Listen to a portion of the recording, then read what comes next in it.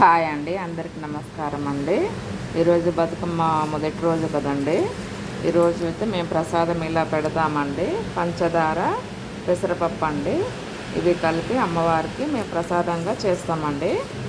ఇంతే అండి. ఇవి ఒక క్లాత్లో కట్టి మేము అక్కడికి తీసుకెళ్తామండి. అంటే చూపించడం కోసం కొంచెం పోసానండి, కొంచెం ఎక్కువ క్వాంటిటీలో తీసుకెళ్తాం అన్నమాట. పప్పు పలహారం అంటారు దీన్ని. మేము ఈరోజు ప్రసాదంగా పంచుతామండి బతుకమ్మల దగ్గర.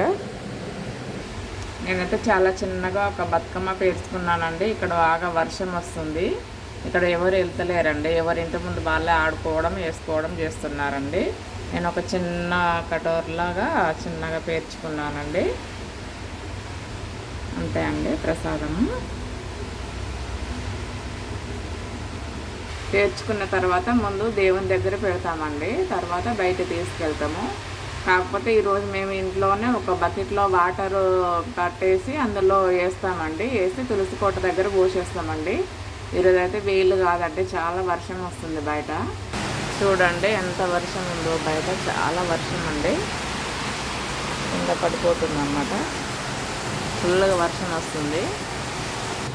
బతుకమ్మ పేర్చుకుంటప్పుడు అడుగున కొంచెము గంధం వేసుకుంటామండి. గంధం వేసుకోవాలి, కుంకుమ వేసుకుంటాం అన్నమాట. పసుపు వేసుకొని ఆ తర్వాత బతుకమ్మ పేర్చుకుంటాము. తర్వాత పైన కూడా మళ్ళీ పసుపు కుంకుమలతో అలంకరించుకోవాలండి బతుకమ్మని.